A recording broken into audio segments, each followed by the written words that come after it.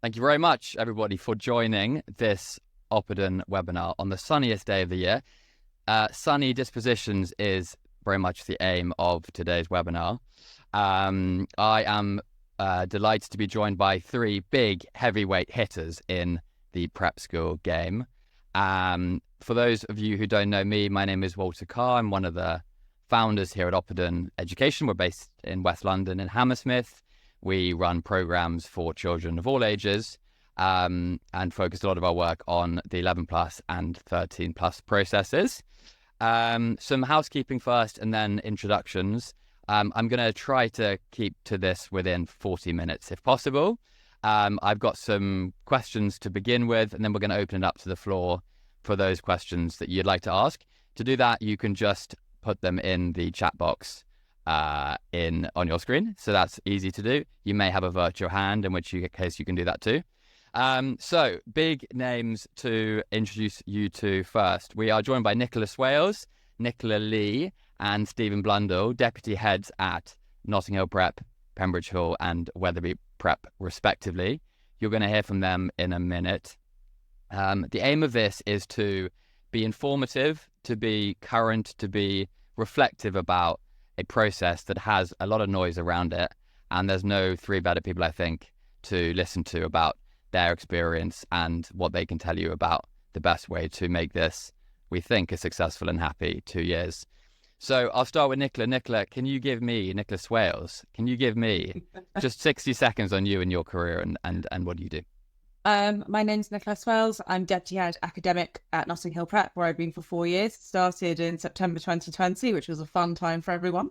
Prior to that, I spent a couple of years as Director of Teaching and Learning and Head of an upper school at another selective London Prep. And then I spent the majority of my career at the Dragon School in Oxford. All of these schools have been 13 plus schools. So I've been teaching and preparing children for senior school entrance for the past 15 years. And I've been advising both in London and outside of London for boarding and day, 11 and 13 for the last kind of 10 years. My big passion, which makes me sound slightly lame, is assessment. I'm really passionate about making sure that the right child goes to the right school at the right time. And fun fact, I'm a competitive Irish dancer, just for fun. Perfect. Competitive Irish dancer and Oppidan mentor to me too. So thank you for joining. Nicola Lee, 60 seconds on you, please. Hi, I'm Nicola Lee. I am Assistant Head Academic at Pembridge Hall School. And much like the other Nicola, we've got a similar name and quite similar educational backgrounds. So I've been at Pembridge Hall for 4 years, also started during that wonderful September of 2020. Prior to that, I was working for a British school in New York as head of curriculum, and with Year 9 students, getting them into American high schools. Prior to that, I've worked around the globe, working for Harrow International Hong Kong as one of their founding teachers. But my experience takes me all the way back to reception level teacher way back when. Never been an Irish dancer, unfortunately. Always wanted to. There's time. There is always time. There's always time to learn something new. Wonderful. And I suppose my kind of big passions are reading and literacy, and encouraging a love of literacy within school life as well. Wonderful. Thank you for joining, Nicola. And finally, Stephen, 60 seconds on you and your career. Hi, everyone. I'm Stephen Blundell, Deputy Head at Wetherby Prep. Prior to that, I was at Cheshire Prep in Buckinghamshire, which was a big grammar school focused on a little bit 13 plus. Wetherby Prep is sort of 75% 13 plus and a little bit of 11 plus, but growing, and we'll probably talk about that a bit later. This is my 10th year, or it will be the end of the 30 terms I've done, and 30th and last this term. So I'm moving to be head of a school in Henley, prep school called St Mary's Prep in Henley. So I'm moving out of London, but focusing on a senior school exit in the South Oxfordshire area.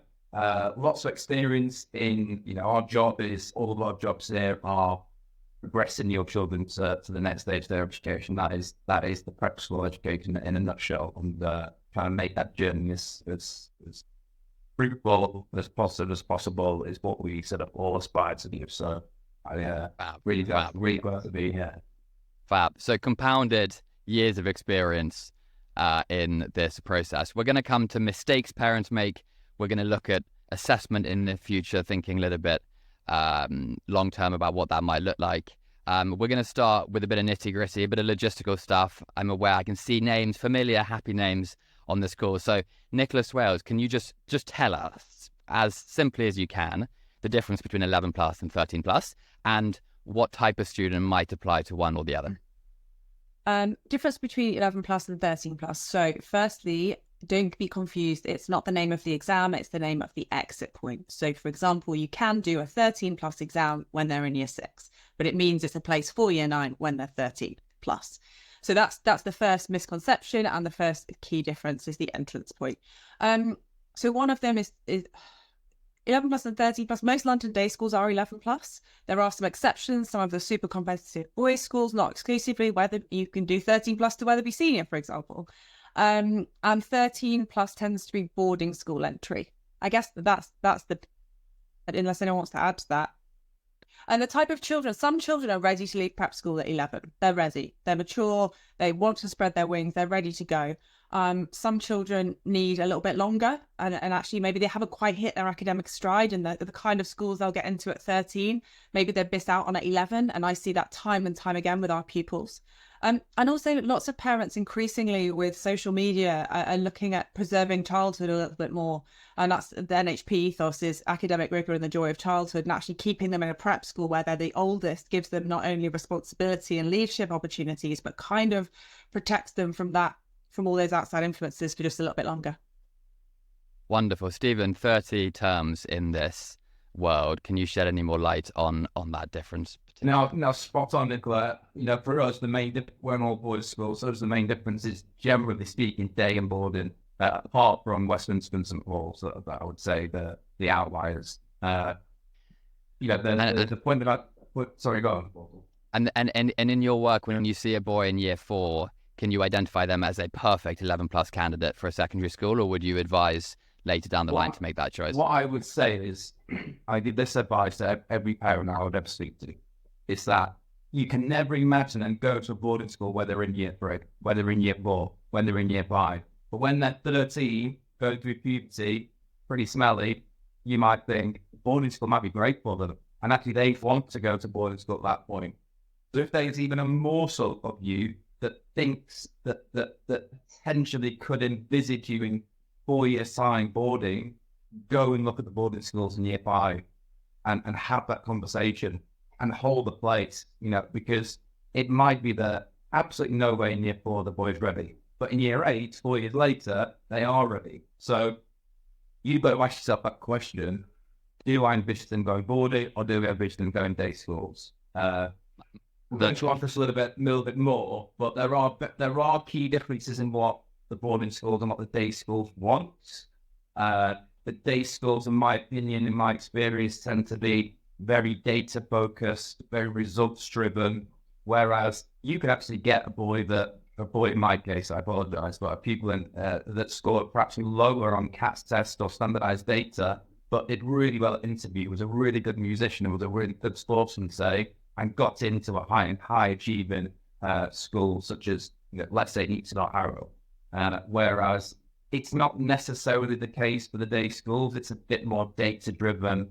The ISEB and the entrance exams play more of a part in the process than perhaps the interview does in boarding schools.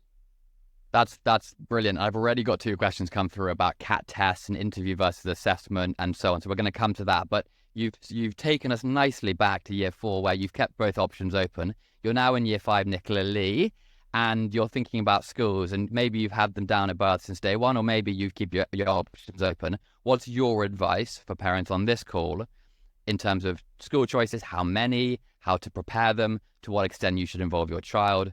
Take us away on that one. Oh, absolutely. So it's very much my feeling that there is no kind of perfect school that we're sending all girls, or in my case girls, all of the children to. There are lots of the right school for the right child. So it's really important, I think, for parents to go and view those schools. Essentially, if your school holds a senior school fair, try and attend that in the first instance so you can get a little bit of background information. You can decide whether some of those boarding or flexi boarding options would be for you. And then start booking those visits in year 5 as early as you can, and start going around and seeing as many schools as you possibly can within the the kind of ideals of what you want for your child, because even within the London day school system, there are so many options. There are very, very academic schools. There are schools who are quite sporting focused, schools with big art departments. So actually it's about encouraging your child down the right path for them. And as Stephen did say, you know, lots of schools are data driven, but for the most part, they're data driven in the first instance. There will always be an opportunity for your child to shine in an interview, a group interview, or kind of a taster day. So although it does come down to the exam in the first instance, that's really only a pre-test. And then there's lots of other opportunities for children to shine. We advise not more than maybe, for girls, there's the London Consortium, which is one exam, huge group of schools, and then maybe 2 other external kind of exams as well. And because then you can end up with multiple interviews, multiple offers, multiple different things happening. So it's a good idea to kind of limit your choices in the first instance to roughly kind of 4 or 5, I would say. Perfect. Lovely bit of takeaway. Don't apply to lots of schools. You'll find the whole year 6 an absolute nightmare if you do. Nicholas Swales, are you taking your child on those tours in year 5? Not all of them. Why not? Because it's because children, and I say this respectfully, I love kids, but they get distracted by some of the things that don't matter. For example, one parent I know took a child to a school which was not right for them, but there was a dog in the boarding house, and so they were just absolutely determined that was the school they were going to go to, despite the fact every other metric was saying this child is not the right school for them. And so I think the best thing to do is get down to a short list. You as a parent, because ultimately you're the adult, and you want your children to feel involved, but you're the one that has to make the decision, and you're the one who has to take control of this and manage this process. So I would suggest go to your long list or look online or whatever it is you're doing, and then take them to maybe your top 3 or whatever. And the most important thing is the language you use around your children. Don't be like, oh, this is our first choice or this is a backup, because if they end up going to that school, you don't want them to feel like, oh, well, this was our backup school. You need to speak about all the schools in the same, using the same language. Perfect. I can see 30 nodding of heads virtually and in person as we all say, we remember that moment when you were standing on the stairs and you could remember your mother saying, oh yes, Centrinians, that's our backup. And of course you end up going to Centrinians. So a horizontal hierarchy rather than a vertical one is Oppidan's absolute number 1 aim on that. And engaging children, as you say, through the process, but perhaps not necessarily right at the beginning. Stephen, what mistakes are parents making, if I can? I think the biggest mistake, slightly. You know, I'm a parent, my son goes to an independent school, but the biggest mistake that parents make is sending them to school that they think is right for themselves and not the school they think is right for the children. Now, you know, that's sometimes a difficult decision to make. That's sometimes a difficult decision to sort of come towards, because, you know, your child might not be suited for the top academic schools, and you just need to know your child. And when you go to the school, you know, Nick was obviously right, you go to the school, you get that gut feeling as a parent. You go in, you say, my son, my daughters would really fit in here. And try and leave the outside noise of what's going on with everyone else's child out of it, because this is your child that you're talking about. You know, I will say this, and this is quite a candid thing to say, but we are sending our children the best schools in the country. So every one of our schools that we send to are incredible. And I think that sometimes we lose sight of that because we create these school hierarchies. They're so lucky. They're in the top 1% of children go to these unbelievable independent senior schools. And you will find if you choose the school that's right for them, they will be happy and they will flourish. And that's what we all want there. I couldn't agree more. Sorry, I have to say that we do end up in London and being in this bubble, and we lose kind of sight of the rest of the world that exists. And we kind of have these unreasonable standards that we kind of mark our children against, and we just need to take a step back, cut out the noise, and get a kind of it sounds harsh, but like a reality check of where we are and the options we have. Agreed. A lot of questions coming in are saying, what are some good schools? I know your answers are going to be, it depends on the child, so I'm going to negate those perhaps just for a second, but if there are some hot schools, you know, that you have lots of disagreeable faces. We're not going to go down that question. So I'm going to go to Nicola Lee. The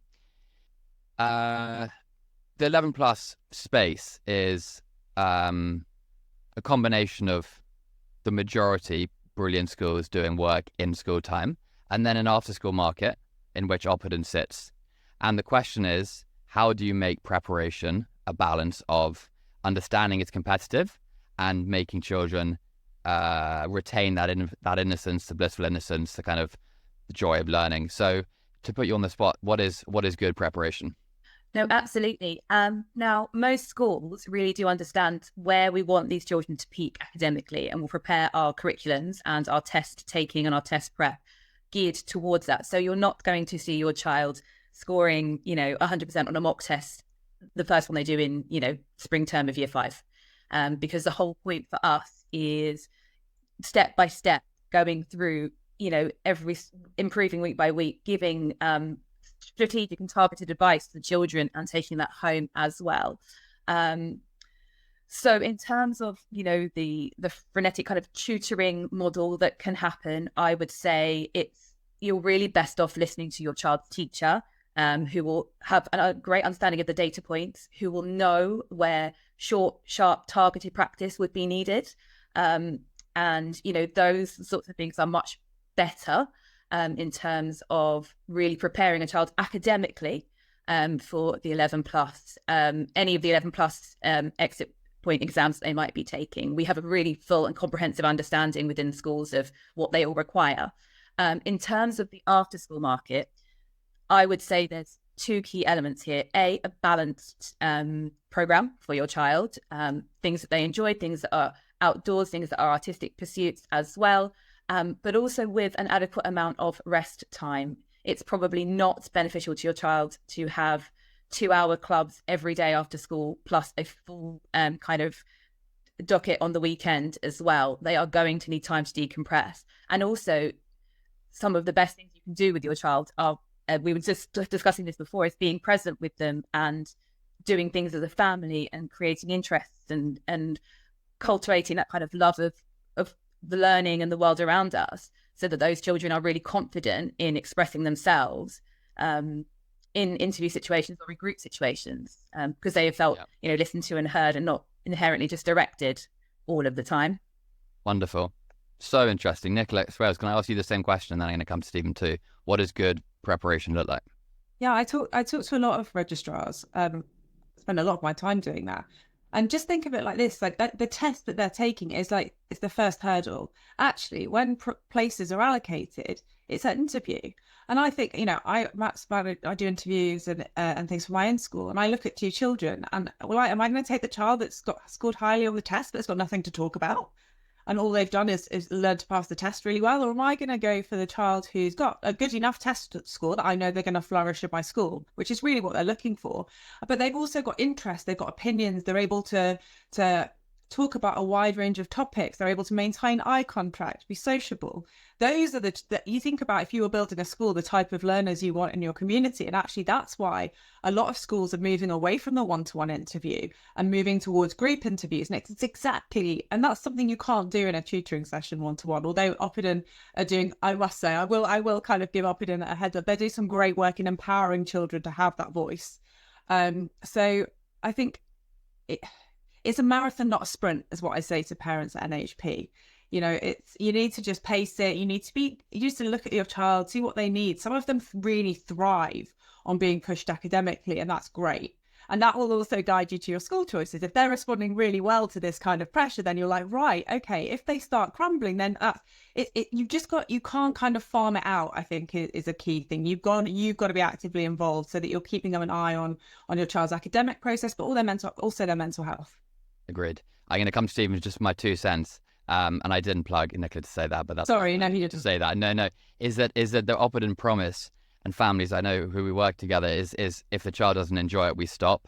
So empower the student to be the one facilitating the decision of whether they have anything that they might do after school. The inverse of that narrative means that they're the one leading the conversation, and the very nature of them saying to you, like, Mum, yeah, I do want more theatre trips or more mentoring, whatever it is massive, because it doesn't see the 11 plus as a means to an end. It's a process in itself. Stephen, what does good or bad preparation look like to you? I've got a little, just an anecdote about a boy that was in an interview for a big boarding school, and he was asked a question about his favourite book, and he gave a pretty rehearsed answer. And then he was asked the question about his favourite subject, and saying wasn't much going on.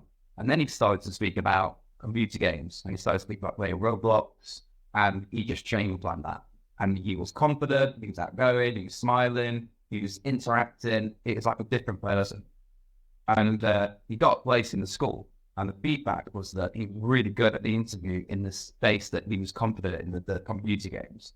Now, I spoke to his parents after and said he did really well in the interview. And then the child said to me, my parents said, whatever you do, don't talk about computer games. So it was just a really good moment for them. The parents appreciate the school is interested in what they're interested in. Children change when they feel natural, they feel secure, and they can just be themselves. So yes, have interview practice, but the practice means try to be comfortable being interviewed. Interview practice isn't learning answers off by heart. It's being in a room and being comfortable being interviewed. And that's the biggest message that I would send about the interview process. Oh, every Lovely spot. You could, no matter how natural, if it's a rehearsed interview answer, I mean, you spot it a mile off. And honestly, no child is going to say their favourite, book is Macbeth, which is something that sometimes I think parents think we might want to hear. One of the tips I've got is to have a family book club. So every member of your family read a book of your child's choice, because that gives them the opportunity to feel confident in expressing their opinions about a piece of literature that actually suits them. So that's the way I would approach that particular, what's your favourite book?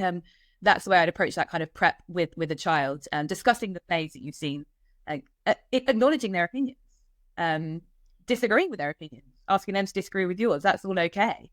But yeah, beautiful. That'd be my nuggets of world-class advice. That's great. We were talking, so we're towards the back end of this now, and please do ask questions, and you can put them into the chat box for those who joined a little bit after the introductions. And there are lots coming through now, which is great. We were talking about the shift away from one-on-one interviews towards group assessments, which is a nice segue into my question, which is more broadly about how assessment at 13 or 11 plus is changing. Wellington College is one of the great schools that does lots of assessment around lessons and observations around lessons, and I just think that is such a magic way to assess children in this kind of like fertile stage. I'd love to take an answer from each of you, as briefly as you can, perhaps. What might assessment look like, Stephen, in 2, 5, 10 years, do you think? I think that there'll be more phase 2 assessment. I call it just that interview, team building, problem solving stage. But the pre-test is here to stay, because that's a sifting tool. So the ICB pre-test is just to sift through 1,000 or 500 or 700 or 300 applicants that the school has got. Now that's a way senior schools can just say to X amount of children and families and parents, okay, you're not quite at a level academic that we want. But as Nicola said, it's a process. So if you don't get through that bit, the school probably isn't right for you anyway. But if you do get through it, the interview process, the team building, the collaboration, the resilience, the skills in which these amazing schools want to give your boys and girls and want to develop in your boys and girls, they want to see it. In a boarding school environment, they're looking for, will this child suit a boarding school environment? Do they have the resilience to be away from their parents? Do they have the ability to problem solve themselves, to live in a boarding house with 50 boys or 50 girls? It's not for everybody. So they're seeing, can I see this person? Like say take Eton or Winchester, be the housemaster that will walk the place a lot of the times. The house parent is saying, can I see this child in my house? Can I see them living under my, my parental responsibility when they're in the school. So it's not you're not a number on a piece of paper. You're a person, and they're interviewing the person, and it's becoming very, very personal at that stage of the interview process. Thank you, Nicola. Can I ask you? Yeah. Oh, sorry. I was just going to say, I think it's worth noting that although at pre-test stage or at offers stage, I know that for parents and for children, it feels like a rejection. And I do completely understand that. It's a very natural viewpoint to feel immediately. But I think it's really important for parents to truly understand that schools need to make sure that they, as institutions, the teachers that they have and the methodology of teaching is right for your child. And no institution wants to fail a child because they can't offer what that child needs from word go. So it very much, I really wish parents would see it more as a kind of a meeting of two parts, really. The child would be right for the school, but the school also has to be right for the child. And no school wants to turn children away or turn them down, but it's better to sometimes make that decision rather than having an unhappy relationship and we're not giving the child everything they need moving through that school. So that's just, yeah. I'm going to come to Nicholas Wells in a second, but Victoria asked a question which is around actually like the consortium particularly. Do the consortium schools get together and trade pupils? Is that how they operate? No, they operate independently, completely independently. Perfect. I was just going to say, and actually the consortium links quite nicely in, is when I talk to registrars in senior schools and heads, they're really frustrated by this kind of cramming market because, so they're forever trying to create a test which is tutor proof because they really want to see naturally or with normal teaching whether this child is going to thrive at their school, and if all they have is a data point, they want to make it as a realistic representation of the child on a normal day as possible, and you've got to think about if you're tutoring a child to pass a test to kind of just get into a school. I mean, it's not gonna end well, largely. And I think that's why assessment is changing, and that's why the consortium exam came in. And I think it's really, really interesting. So I think what Stephen said right about the pre-test being here to stay, because it's a crude measure, and it's just there's people who will just be way off, and then that's a no, and then they'll interview a large proportion of people who could be okay. So you just need to get over that hoop. The consortium, because they're trying to test things that are tutor proof, and so Atom will be working on that test to try and do that, and other schools are looking at other ways of doing it, and I think it's a really interesting time for assessment, but ultimately that's what they all want. Lots of questions coming in about neurodiverse children, and perhaps within a growing sense that interviews and group assessments might be the kind of way to assess how shy, reflective, introspective children are going to fare. And I just wonder whether you see Nicholas Wales perhaps as a way in which assessment at this level becomes much more like university, where it's much more profile led with a statement and then interviews that follow. Can you see a world where that will exist? Yeah, maybe. But then people tutor for that and prepare for that, and it feels frustrating that you can't win. But about kind of quieter people, when they're at these assessment days, it's not just about when they're talking, it's about when they're not talking as well. Imagine the world if a school was full of just loud people, it'd be hideous. And schools recognise that. And so don't worry is my sign. They're watching, will they share their snack with someone who doesn't have one? Are they listening carefully and looking at that person when they're talking? It isn't just, so don't worry if your child is not, the one that's always got their hand up and pushing themselves forward, because we need all types of people in this world, and it is noticed. On the subject of neurodiversity and children and their applications, I think one thing to say is that if your child does have a diagnosis of need, it is absolutely imperative that gets shared with both the prep school that they're in and with the senior school. I know, for example, it means that your child has more accommodations around the test itself.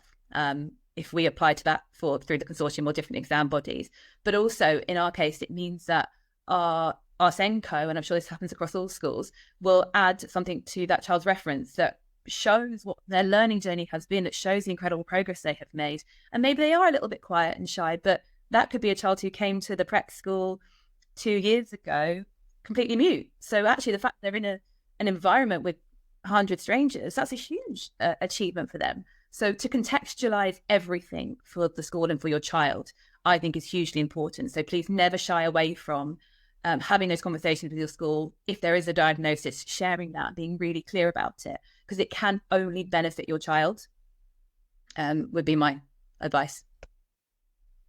We talk a lot about self-awareness and self-reflection rather than self-confidence a lot. And I think that sense of owning your identity, whether it is gaming or whether it is, John le Carre, those kind of identity creators are so important. We find it when we help kids with interview, we ask them to try to outline on a bit of paper where they see their strengths, and then you can at least lead an interview towards those strengths. However they wish to describe them is up to them, but at least they have clarity in their head of what they constitute their own identity. And if it is gardening, how magic it is, if it is gardening, and if it's Roblox, then similarly magic too. Well, once again, I just say, I think what children sometimes need help with is realizing that they're special. I know this sounds weird, but so I remember at one of the interview days you were hosting, one of our children was having a lovely chat with one of your mentors, and I went over and I said, has he mentioned that he's trilingual, actually triliterate? And she was like, no, he hasn't. And I was like, it's because to him that's totally normal,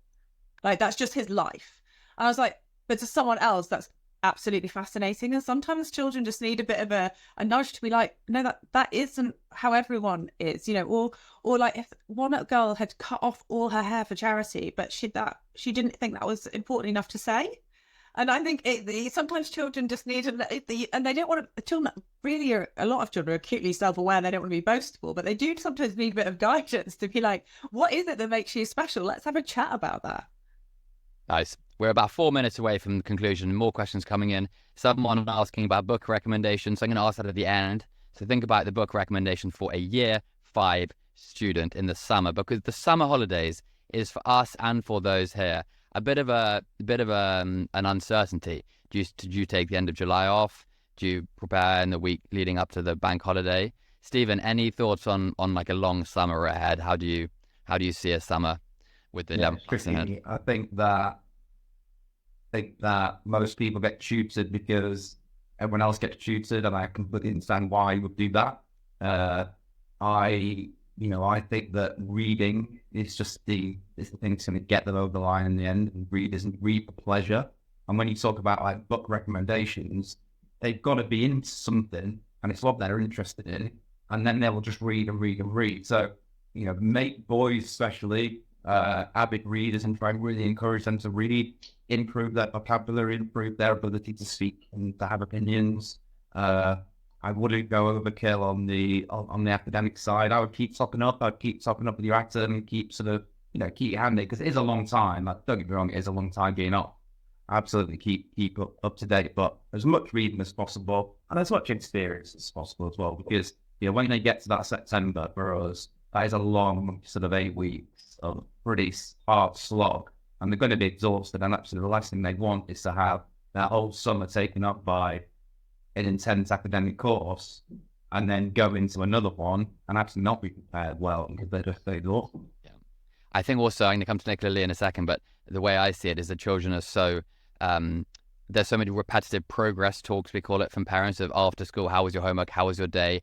Have you done this? Have you done that? And actually, if you just negate any progress conversation during a summer, the kid goes like, oh, wow, we can talk about swimming, or like we talk about, whatever. And they're almost, there's that vacuum. It's quite nice. So we see that. Nicola, any thoughts on summer? Yeah, I completely agree. I think you need to create a vacuum in order to be able to fill it. So in terms of that, if you're going on holiday, enjoy it, but also talk about the architecture that you're seeing around you, or the food you're enjoying, or, take a cooking class whilst you're on holiday. Those are all learning experiences for a child. Those are all things that could be quite new for children. Also, something to note is when children come back after the end of year 5 into the summer of year 6, we kind of expect a little bit of a dip, essentially in some standardized scores, and that's completely okay. It's going back to that understanding of when we want those children to peak. So if they come back rested and, have made some progress in some of the areas, perhaps if that's what's been recommended, but certainly not, daily tutoring. Right. We then have, a good few months to really get back into the swing of everything, and they are refreshed, and then they are ready to, for example, most of the 11 plus tests happen kind of end of November, early December for us. So we've got a nice chunk of time at school to really ensure that they are ready for those first assessments. Right. So take the advice of your teachers. If there are targets to meet, little and often, short, sharp practice. But aside from that, lots of reading, lots of traveling, lots of just enjoying life as family. Magic. Got 3 things, very quick, Walter, if that's all right. Go for it. It's the 3 R's.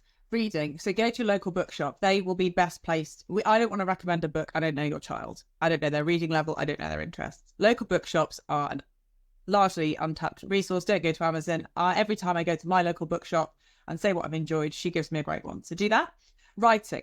I know it doesn't begin with art, but it is one of the traditional 3 R's. Write. Your child needs to write, because I have kids come back and it's like they've forgotten how to use a pen. We can get so obsessed with kind of the online, and also don't tell them what to, like, just let them free write. That writing doesn't have to be this focused, just let them write, whether it's a diary or poetry or whatever. Just try and get them to pick up a pen every day. I mean, but don't force it. It's hard, isn't it? Arithmetic. Do you know what? Something that can't be rushed, but is hugely important, is times table learning. And that can be done as a competition, as a family. If you're honest with yourself, how good are your times tables? It doesn't have to be formalized. You can do it in the car. You can do it while you're traveling, because that secure number knowledge, which actually takes time and repetition, is going to be it's the bedrock of kind of any maths progress. And that could be even when you're on holiday counting out money. Do you know how many kids don't know how to use coins? And also using weighing scales, making recipes. It's these kind of real life stuff that actually we're noticing children are missing, and it's fun, but it's also really going to help them in kind of more formal academic matters as well. Magic. I can see that on a clip. That might be on our social media soon. Any final burning things to get off your chest? I've been blown away by the number of very tangible takeaway bits of advice, and not to be surprised, but the consistent attitude around preparation across Stephen, Nicola, and Nicola. Final comments, Nicola, Lee. I was just going to say, if you find yourself feeling stressed out about the process due to, the community around you, my kind of piece of advice is, once it starts getting talked about on the WhatsApp group, get off the WhatsApp group, if I'm honest, because you need to keep an even mind as a parent, and remember that there are so many great schools out there, and actually it doesn't matter what somebody else is aiming for. You have your child, and you are aiming for something with your child. And actually, the most important thing is that you are not stressed, and therefore your child will not feel that residual kind of stress passed on to them. Wonderful. Well, on behalf of everyone, Nicola, and Stephen, thank you very much for giving up a hot Thursday afternoon to share so much wisdom and practical advice for this. And I've come out of it feeling really positive that this actually is an exciting process, and it's not an anxiety-inducing process if you don't make it one. And a really exciting future ahead, which is which looks at a rounded assessment process. And yeah, the future is bright. So thank you for joining those who have. Happy evenings all, and yeah, take care, and peace and love. Bye. Thanks for having us, Walter. Thank you. Thanks, everybody. Bye. Thanks so much.